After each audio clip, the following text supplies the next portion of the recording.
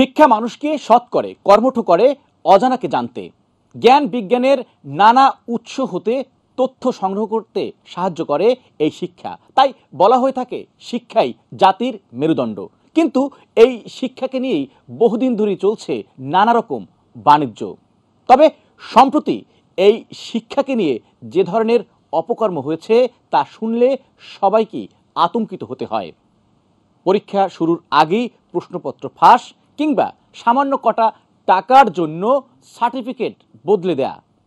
কি অবাক হচ্ছেন? সত্যি অবাক হতে হয়। আমরাও অবাক হই এ ধরনের অপকর্মে, আর তাই আমাদের বিবেক নাড়া দেয়। বিবেকের কাছে আজকের পর্বে আমরা তাই সাজিয়েছি এই পর্বটি পুরোপুরিভাবেই প্রশ্নপত্র ফাঁস এবং সার্টিফিকেট তৈরির নানা রকম অপকর্ম নিয়ে। তাহলে চলুন ঘুরে আসি রাজধানীর বিভিন্ন এলাকা থেকে, যেখানে খুব সহজেই টাকার বিনিময়ে পাওয়া যায় প্রশ্নপত্র এবং সার্টিফিকেট। অনলাইন কিংবা অফলাইন মাত্র ৩৫,০০০ টাকার বিনিময়ে নিমিষে মিলবে কারিগরি শিক্ষা বোর্ডের সার্টিফিকেট ও মার্কশিট। অবাক হবার মতো ঘটনা। পড়াশোনা না করে সার্টিফিকেট। কি অবাক হচ্ছেন? অবাক হবারই কথা। অনলাইন রেডি করে দিত, আমাকে দেখাই দিত এটা এইভাবে এটা এইভাবে, আমি ওইভাবে করে দিতাম। কাগজ দিয়ে দিত, আমি ওইভাবে করে নিয়ে এসে স্যারকে দিতাম। রাজধানীর আগারগাঁও ও দক্ষিণ পীরেরবাগ থেকে অবৈধ সার্টিফিকেট ও মার্কশিট জালিয়াতি চক্রকে আটকের পর চাঞ্চল্যকর এসব তথ্য পাওয়া যায়। প্রায় ৪-৫ বছর থেকে এটা করছে। এর আগে আরেকজন সিস্টেম অ্যানালিস্ট ছিল শামসুল আলম, উনিও এই কাজ করতো, আরও অনেক বেশি করতো। তার কাছ থেকে মূলত আমি এটা শিখেছি এবং এটা প্রায় ৫,০০০-এর বেশি এরকম ছাত্রছাত্রীদেরকে সার্টিফিকেট দেওয়া হয়েছে। থরে থরে সাজানো কারিগরি শিক্ষা বোর্ডের মাধ্যমিক ও উচ্চ মাধ্যমিকের সার্টিফিকেট ও মার্কশিট, যা মাত্র কয়েক মিনিটের ব্যবধানেই কম্পিউটারে প্রিন্ট আর অনলাইনে আপলোডের মাধ্যমে হয়ে যাচ্ছে বোর্ড কর্তৃক স্বীকৃত আসল সনদ, যা বোঝার কোনো উপায় নেই। হাজার হাজার লোককে একজন সরকারি কর্মকর্তা 4th গ্রেডে সিনিয়র সিস্টেম অ্যানালিস্ট, সে মানে শিক্ষা বোর্ড থেকে তার যে টেকনিক্যাল এডুকেশন বোর্ড থেকে সে ৫-৭ হাজার এবং সরকারি সম্পদ, এগুলো তো সরকারি সম্পদ, এগুলি তার বাসায় এনে সে একদিকে মানুষকে সার্টিফিকেট দিচ্ছে। যে লোকটা জীবনে কোনোদিন মেট্রিক পাস করে নাই, তাকে কারিগরি শিক্ষা বোর্ডের ম্যাট্রিক পাস এবং ইন্টারমিডিয়েট পাসের সার্টিফিকেট দিয়ে দিচ্ছে। এবং তার যা দরকার এটা হলো সে যত টাকা বেশি দেবে তাকে তত রেজাল্ট ভালো দিবে। মাত্র ৩৫ থেকে ৫০,০০০ টাকার বিনিময়ে প্রায় ৫,০০০ সনদ বিক্রি করেছে কারিগরি বোর্ডের সিনিয়র সিস্টেম অ্যানালিস্ট সহ তার চক্র।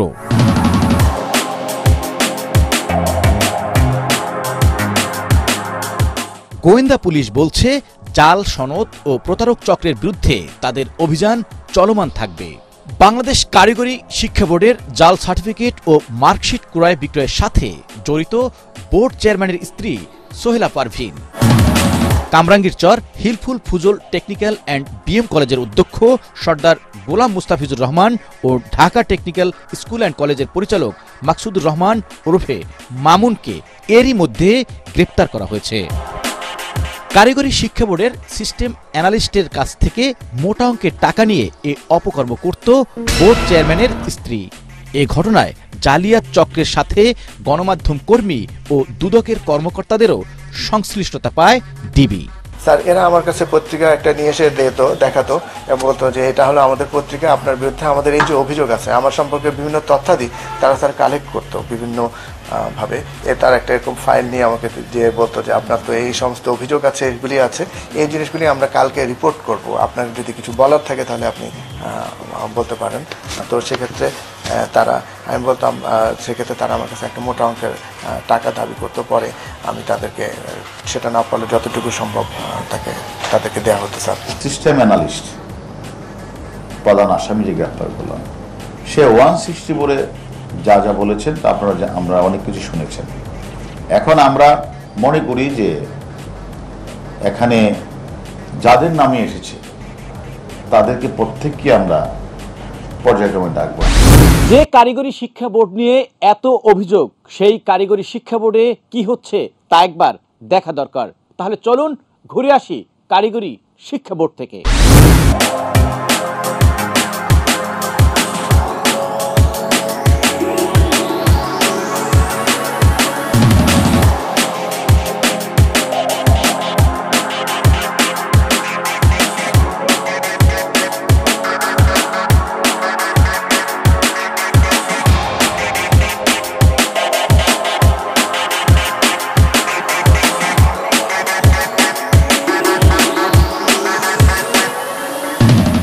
কারিগরি শিক্ষা বোর্ডের বিভিন্ন পরীক্ষার উত্তরপত্র এভাবেই স্তূপ আকারে পড়ে আছে সিঁড়ির মধ্যে। অযত্ন, অবহেলায়, অব্যবস্থাপনার মধ্যেই রয়েছে এই উত্তরপত্রগুলো। এখানে পরীক্ষা অংশ নেয় অনেকে হয়তো পাশ করেছেন, আবার কেউ ফেল করেছেন।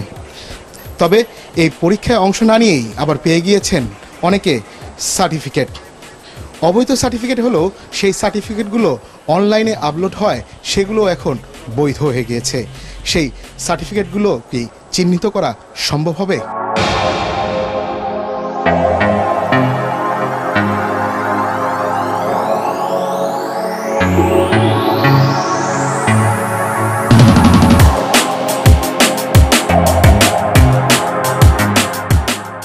এরকম একটা ঘটনা ঘটছে, এখন আপনারা তো এখানে কাজ করছেন, তো আপনাদের নিয়ে নানা প্রশ্ন হচ্ছে, তো এই বিষয়ে কি মন্তব্য আপনার? স্যারের কাছে শুনেন, স্যার আসলে না, আপনার ব্যক্তিগত কথা আমার ব্যক্তিগত কথা আমি বলে স্যার আসলে বলে স্যারের কাছে শুনেন। কারণ আপনারা এখানে কাজ করছেন, এখন আপনাদের একটা জায়গা নিয়ে যদি প্রশ্ন ওঠে, আপনার ঘরবাড়ি নিয়ে যদি প্রশ্ন ওঠে, আপনারও তো খারাপ লাগার কথা। আর তো লাগবে, এটা স্বাভাবিক, সারা দেশে এটা জানা যায়। তো এই কাজটা কি ঠিক হলো কি না, যে এরকম একটা কারিগরি একটা শিক্ষা বোর্ড যেখানে দক্ষ জনবল গড়ে তোলার জন্য কাজ করার কথা, যেখানে অদক্ষ মানুষের কাছে এইভাবে সার্টিফিকেট টাকার বিনিময়ে দিয়ে দিল, এটা কি ঠিক হলো? সেটাই ডিবি দিয়ে খুব এখন তদন্ত করুন, সাপেক্ষে যেটা হয় সেটা বলেন। চেয়ারম্যান মহোদয়, সব আপনাদের যে প্রশ্ন আছে উনি খুব দ্রুত একটা হয়তো সংবাদ সম্মেলন করে আপনাদের উত্তরগুলো দিবেন আর কি। আর না, ঠিক আছে, তারপরেও আর ওনার নির্দেশনা ছাড়া আমি বুঝতে পেরেছি, কিন্তু এত সহজে যদি একজন সিস্টেম অ্যানালিস্ট যে তার কম্পিউটারের বিষয়গুলো আপলোড দিয়ে দিচ্ছে কারো অনুমতি ছাড়াই, এটা কি এতই সহজ ছিল? এটা উনি চেয়ারম্যান মহোদয় এটার সবই উত্তর দিবেন, আর ওনার নির্দেশনা ছাড়া অন্য কেউ আসলে এই মুহূর্তে কথা বলতে পারবে না, এই ধরনের নির্দেশনাও রয়েছে।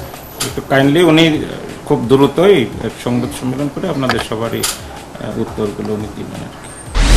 কথায় আছে, রক্ষক যখন ভক্ষক তখন নিজের সর্বনাশ নিজেই ডেকে আনেন। আর এমনটিই ঘটেছে কারিগরি শিক্ষা বোর্ডের সাবেক চেয়ারম্যান আলী আকবর খানের বেলায়ও। কারণ তিনি এই প্রশ্নপত্র এবং সার্টিফিকেট জালিয়াতির ঘটনায় ফেঁসে গেছেন, চাকরি হারিয়েছেন, গ্রেপ্তার হয়েছে তার স্ত্রী, এবং তিনিও ডিবির জালে আটকা পড়েছেন। আমরা আলী আকবর খানের মুখ থেকে শুনবো তার বক্তব্য, তবে তার আগে নিয়ে নিচ্ছি ছোট্ট একটি বিরতি। সঙ্গেই থাকুন। বিরতির পর আবারও ফিরে এলাম। এবার শুনবো আলী আকবর খানের বক্তব্য, যদিও তিনি গণমাধ্যমের সামনে তাকে নির্দোষ দাবি করেছেন।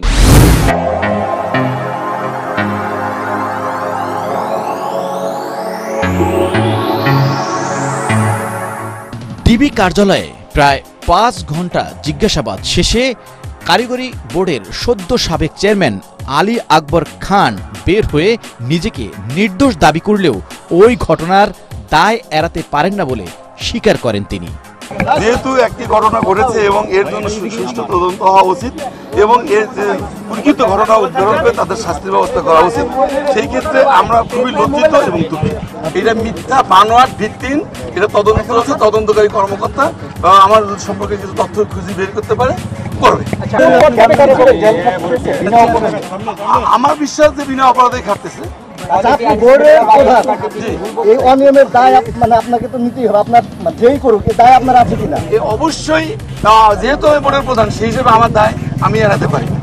ডিবির জিজ্ঞাসাবাদে কারিগরি বোর্ডের সিস্টেম অ্যানালিস্ট শামসুজ্জামান প্রায় 5,000 ভুয়া সনদ বিক্রির কথা স্বীকার করেছেন। এত বড় জালিয়াতির ঘটনা বোর্ডের চেয়ারম্যান কিংবা ঊর্ধ্বতনরা জানবেন না তা বিশ্বাস করছে না ডিবি। কারিগরি শিক্ষা বোর্ডের চেয়ারম্যান এবং আমরা পরীক্ষা নিয়ন্ত্রককে আমরা জিজ্ঞাসাবাদের জন্য ডিবি অফিসে নিয়ে এসেছি। তার ওয়াইফ যে টাকাটি গ্রহণ করেছেন সেটা উনি জানেন কিনা, পারিপার্শ্বিক সাক্ষ্যটা আমাদের নিতে হবে। এই যে একটা অনিয়ম হয়েছে, এটা কি অবহেলা, অবজ্ঞা কিনা, বা উনি কি ইচ্ছাকৃত ভুল করেছেন না অনিচ্ছাকৃত। দ্বিতীয় কথা হলো আমাদের আরও কিছু বিষয় জানতে হবে। ওই যে সার্টিফিকেটগুলো ইস্যু হয়েছে, কত সংখ্যক সার্টিফিকেট ইস্যু হয়েছে, এটা তদন্তটা করে এবং এটার সাথে কি পরিমাণ টাকা লেনদেন হয়েছে, এই টাকা লেনদেনের বা কারা কারা পেয়েছে, সব কিছু তদন্ত করে তারপরে আইনগত সে আমাদের থাকবে, আমাদের নজরদারিতে থাকবে। শুধু সার্টিফিকেট নয়, প্রশ্নপত্র ফাঁসের সাথেও জড়িত রয়েছে একটি চক্র। প্রাথমিক শিক্ষক নিয়োগ পরীক্ষার প্রশ্ন ফাঁসের সাথে জড়িতের প্রমাণ মিলেছে বিশ্ববিদ্যালয়ের শিক্ষার্থীদের। এ ব্যাপারে ঢাকা বিশ্ববিদ্যালয়ের 3 শিক্ষার্থীকে গ্রেপ্তার করেছে ডিবি। একবার ভাবুন তো, সামান্য কটা টাকার জন্য বিশ্ববিদ্যালয়ের শিক্ষার্থীরাও জড়িয়ে পড়ছেন এ ধরনের অপকর্মের সাথে। শুনবো সেই গল্প, তবে তার আগে নিয়ে নিচ্ছি ছোট্ট একটি বিরতি। বিরতির পর আবারও ফিরলাম। তাহলে চলুন এবার শুনে আসি প্রশ্নপত্র ফাঁসের বাকি গল্প।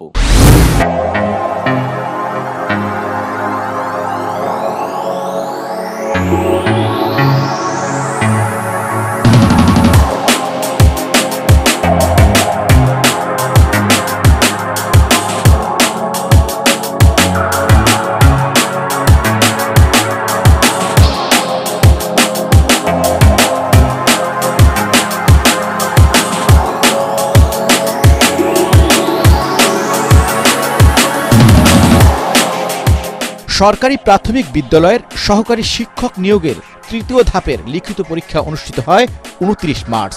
ওই দিনই মাদারীপুরে মুঠোফোনে উত্তরপত্র সহ 7 জন গ্রেফতার হয়। পরবর্তীতে জামিনে বের হয়ে যায় সব আসামি। একই ঘটনায় প্রশ্ন ফাঁসে সহায়তাকারী একজনকে রাজবাড়ী থেকেও গ্রেপ্তার করা হয়। এ বিষয়টি জানাজানির পরও বাতিল হয়নি পরীক্ষা, উল্টো 21 এপ্রিল প্রকাশ করা হয় ফলাফল। এ ঘটনায় 3টি মামলা হয়। ডিবির জালে ধরা পড়ে প্রশ্নপত্র সমাধানকারী ঢাকা বিশ্ববিদ্যালয়ের 3 শিক্ষার্থী। এদের মধ্যে শিক্ষার্থী জ্যোতির্ময়ের চাচা অসীম মূল পরিকল্পনাকারী। অসীম সে বলছে তোমরা যতটা প্রশ্ন সলভ করবা তোমাদের প্রত্যেকটার জন্য 12,000 15,000 টাকা দেওয়া হবে। তখন জ্যোতির্ময়, সুজন, বেনু আরও 4 জন জগন্নাথ হলে তারা 7 জনে মিলে প্রশ্নপত্রটা সলভ করলেন। 10 থেকে 14 লাখ টাকার বিনিময়ে সহকারী শিক্ষক পরীক্ষায় পাশ করিয়ে দেয়া থেকে শুরু করে নিয়োগ করত চক্রটি। এরই মধ্যে চক্রের প্রধান অসীম কয়েকশো কোটি টাকা হাতিয়ে নিয়েছে বলে জানিয়েছে ডিবি।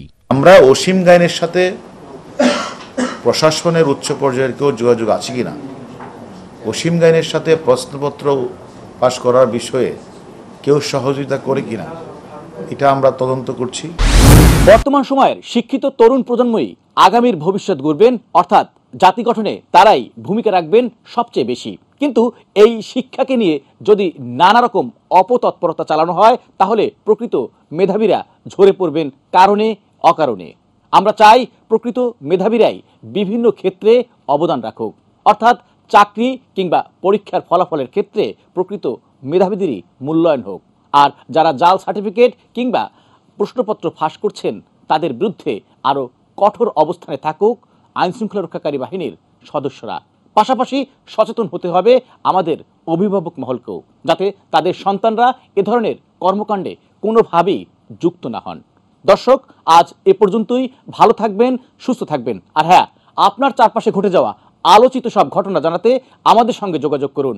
আমাদের 18 বাংলার ঈগল টিম পৌঁছে যাবে আপনাদের কাছে। শুভরাত্রি। আমাদের সাথে যোগাযোগের ঠিকানা পরিচালক বিবেকের কাছে প্রশ্ন, 98 কাজী নজরুল ইসলাম এভিনিউ, ঢাকা 1215। আমাদের সাথে সরাসরি যোগাযোগ করতে ডায়াল করুন 48119431 থেকে 34 পর্যন্ত, অথবা 01302994520 এই নম্বরে। আমাদের ইমেল করুন atnbibek@gmail.com।